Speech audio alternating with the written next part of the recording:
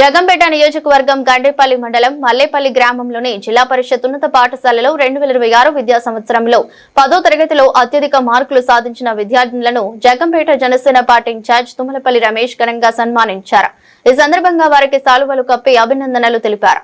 అనంతరం మాట్లాడుతూ విద్యార్థులు విద్యలో మరింత ప్రతిభ కనపరిచి ఉన్నత చదువులు అభ్యసించి తమ జీవితాల్లో ఉన్నత శిఖరాలను అధిరోహించాలని ఆకాంక్షించారు. క్రమశిక్షణ పట్టుదలతో ముందుకు సాగితే ప్రతి లక్ష్యాన్ని సాధించవచ్చని విద్యార్థులకు తెలిపారు. తల్లిదండ్రులు ఉపాధ్యాయుల సహకారంతో మరిన్ని విజయాలు సాధించాలని ఆశీర్వదించారు.